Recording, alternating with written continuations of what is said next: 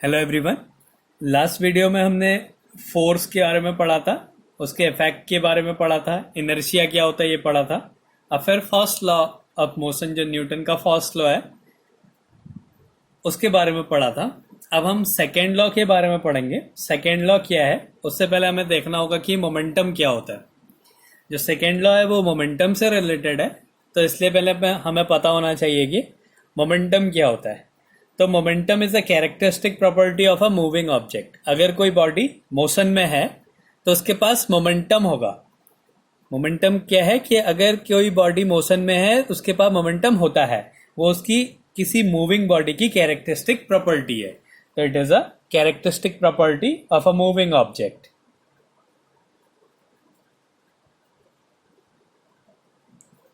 Characteristic property of a moving object।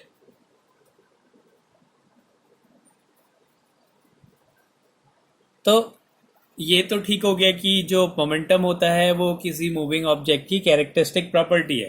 अब हमसे ये पूछा जाए कि किसी ऑब्जेक्ट जो कि मोशन में है उसका मोमेंटम कितना होगा। हमने ये तो कह दिया कि वो कैरेक्टरिस्टिक प्रॉपर्टी है, लेकिन कितना मोमेंटम होगा। तो किसी भी ऑब्जेक्ट का, किसी भी बॉडी का जो कि मोशन में है, उसका जो मोमेंटम होता है वो उसके मास और उस टाइम उसकी जो वेलोसिटी होती है उसके प्रोडक्ट के इक्वल होता है।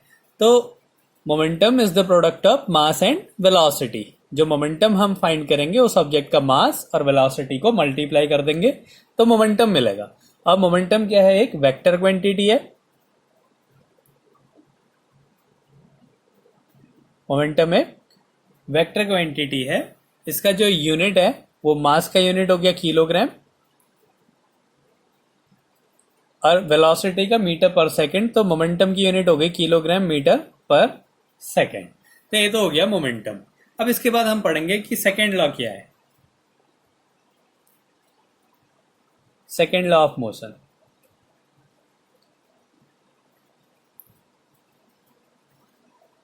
तो जो न्यूटन का सेकंड लॉ ऑफ मोशन है वो क्या है?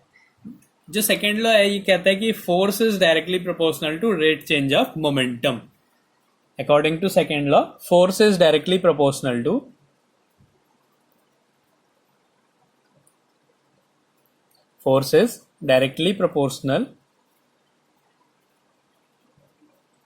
to the rate change of momentum. Rate change of momentum. तो जो किसी भी ऑब्जेक्ट में जो फोर्स लग रहा है वो उसके मोमेंटम के चेंज के इक्वल होता है। डीपी मोमेंटम को पी से रिप्रेजेंट करते हैं, डीपी अपॉन डी। तो प्रोपोर्शनैलिटी के साइन को हटाने के लिए कांस्टेंट यूज करते हैं। तो इस यहाँ पे उस कांस्टेंट की वैल्यू 1 होती है, तो इससे क्या मिलेगा हमें? F equals to DP upon D T. तो ये हो गया लॉ। अब इससे क्या होता है, छोटी क्लासेस में हम लोग पढ़ते हैं कि जो सेकेंड लॉ होता है ये होता है कि F equals to M A. F equals to M A, ये है सेकेंड लॉ। तो ये इसी से सॉल्व होता है। तो इसको करने के दो तरीके हैं। तो पहला है, माना एक बॉडी है जिसका मास m है। इनिशियली ये u वेलोसिटी से मूव कर रही है, इसकी इनिशियल वेलोसिटी है u। फिर कुछ टाइम बाद इसकी वेलोसिटी v हो जाती है। तो अब हमने पढ़ा कि जो फोर्स होता है वो मोमेंटम के डायरेक्टली प्रोपोर्शनल होता है। तो इसका इनिशियल मोमेंटम क्या हो जाएगा? P I, initial momentum. Momentum, ये बॉडी मोशन में है तो इसका मोमेंटम क्या होगा? M into U. तो ये हो गया इसका इनिशियल मोमेंटम। अब अगर हमने इसका, ये फाइनल मोमेंटम हो जाएगा इस पोजीशन पे, तो फाइनल मोमेंटम की वैल्यू हो गई एम वी। तो जो फोर्स है वो क्या हो गया? मोमेंटम के चेंज के इक्वल है। तो मोमेंटम क्या है? Final momentum M V minus M U. ये तो हो गया मोमेंटम चेंज जो है मोमेंटम का, किसके रिस्पेक्ट में करना है हमें? टाइम के रिस्पेक्ट में करना है।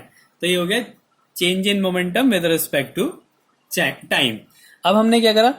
मास को कॉमन ले लिया, तो ये हो गया v minus you upon T. अब हमने एक इक्वेशन पढ़ी है मोशन की, जो फर्स्ट इक्वेशन है वो होती है v equals to U plus A T. तो अगर हम यहां से a की वैल्यू निकालें तो मिलेगा v minus you upon T. तो v minus you upon T किसके इक्वल है? ए के इक्वल है। तो हम इसकी जगह क्या लिख सकते हैं? ए लिख सकते हैं। तो ये हो गया एम ए। तो फोर्स की वैल्यू हो गई एम ए। तो ये भी एक लॉ है, इसी का रिजल्ट है F equals to M A, जो कहता है कि force is equal to rate change of momentum. वहीं से हमें क्या मिला? Force is equal to product of mass and acceleration. अब इसका एक दूसरा तरीका है जो कि डिफरेंशिएशन है। अगर आप 9th क्लास के लिए हैं तो यहीं तक इसको सॉल्व करना है। इसके आगे वाला पोर्शन जो है वो डिफरेंशिएशन से सॉल्व होता है। इसको 11th के लिए जो है, ये सेकंड जो इसका केस है वो क्लास 11th के लिए। 9th के लिए सिर्फ ये है, ऐसे ही सॉल्व करना है हमें। 11th के लिए ये भी है और जो आप सॉल्व कर रहे हैं वो भी है। तो इससे हम देखते हैं, हमें पता है कि एफ इक्वल्स टू होता है D P upon D T, और पी की वैल्यू होती है एम वी। तो ये हो जाएगा डी ओवर डी टी, और पी की वैल्यू लिख दी हमने एम वी। पी क्या है? Momentum. Momentum equals to mass into velocity. अब जो किसी ऑब्जेक्ट का मास है वो कांस्टेंट होता है, तो एम बाहर आ गया, M D over D T into V, तो D V upon D T. अब हमें पता है वेलोसिटी का टाइम के रिस्पेक्ट में डिफरेंशिएशन क्या होता है? एक्सेलरेशन होता है। तो D V upon D T की जगह हम क्या लिख देंगे? एक्सेलरेशन लिख देंगे। तो इससे क्या मिला हमें? F equals to M A. तो ये दो तरीके हैं इसको सॉल्व करने के। इससे तो एक तो सीधा सीधा हमने उसकी दो मोमेंटम निकाल दिया, M V minus M U upon T, इसको सॉल्व कर दिया तो एम ए आ गया। एक होता है डिफरेंशिएशन, कैलकुलस मेथड है, इधर से हम ऐसे सॉल्व कर देते हैं F equals to M A. तो ये वाला जो पोर्शन है, इतना जो पोर्शन है ये 9th के लिए, और ये 11th के लिए कि 11th वाले इसको डिफरेंशिएशन से भी सॉल्व कर सकते हैं। तो ये तो था हमारा सेकेंड लॉ ऑफ मोशन क्या कहता है। अब इसके बाद इसकी एप्लीकेशन क्या है। अब हमें यहाँ से पता चल रहा है कि जो फोर्स है वो डायरेक्टली प्रोपोर्शनल है मास के, और जो फोर्स है वो डायरेक्टली प्रोपोर्शनल है एक्सेलरेशन के। तो मतलब अगर हमारे पास दो बॉडीज हैं, एक बॉडी है 5 kg की और एक बॉडी है 50 kg की, हमने इसको मूव कराना है, तो इसके अकॉर्डिंग क्या है? जो 5 kg पे जो फोर्स लगेगा वो 50 kg पे जो फोर्स लगेगा उससे छोटा होगा। मतलब 50 kg के मास को मूव कराने के लिए हमें ज्यादा फोर्स की जरूरत होगी, क्योंकि जितना ज्यादा मास होगा उतना ही ज्यादा उस पर फोर्स लगाना पड़ेगा। तो इससे क्या मिलेगा कि जो F2 होगा, अगर हम इसको मूव करा दे रहे हैं तो वो F1 से बड़ा होगा। तो ये तो होगी इसकी एक एप्लीकेशन कि जितना ज्यादा मास होता है उसको मूव कराने के लिए उतना ज्यादा फोर्स की जरूरत होती है। ऐसे ही अगर ये बॉडी मोशन में है दोनों, तो इसको रोकने के लिए हमें कम फोर्स की जरूरत होगी और इसको रोकने के लिए हमें ज्यादा फोर्स की जरूरत होगी। तो जो फोर्स है वो मास के डायरेक्टली प्रोपोर्शनल है। इसी तरीके से हम ये भी देख सकते हैं कि जो फोर्स है वो एक्सेलरेशन। अब हम एक कंडीशन लेते हैं, माना ये 5 kg की का एक ऑब्जेक्ट है, हमने इसको एक्सेलरेट करना है। हम जितना ज्यादा फोर्स लगाएंगे उतना ही ज्यादा ये एक्सेलरेट करेगा। जितना ज्यादा इस पे फोर्स लगेगा उतना ही ज्यादा ये एक्सेलरेट करेगा, क्योंकि फोर्स जो है वो एक्सेलरेशन के भी डायरेक्टली प्रोपोर्शनल है। तो किसी ऑब्जेक्ट को एक्सेलरेट करने के लिए उसमें उतना ही ज्यादा फोर्स लगाना पड़ता है। तो ये इसकी एप्लीकेशन है। तो इसको एक बार रिवाइज कर लेते हैं। मोमेंटम क्या है? मोमेंटम एक कैरेक्टरिस्टिक प्रॉपर्टी एक मूविंग ऑब्जेक्ट की। इसका मतलब है कि अगर कोई ऑब्जेक्ट मोशन में है तो उसके पास मोमेंटम होगा, और वो मोमेंटम उसके उस बॉडी के मास और उसकी वेलोसिटी के प्रोडक्ट के इक्वल होगा। जो मोमेंटम है वो वेक्टर क्वांटिटी होती है, इसकी जो यूनिट है वो किलोग्राम मीटर पर सेकेंड है।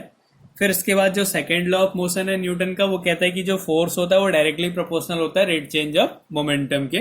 तो इसका ही जो रिजल्ट है वो है F equals to M A. इसको सॉल्व करने के दो तरीके हैं, और इससे हमें ये मिलता है कि अगर हमें किसी ऑब्जेक्ट को मूव कराना है तो जितना ज्यादा उसका मास होगा उतना ही ज्यादा हमने फोर्स लगाना पड़ेगा।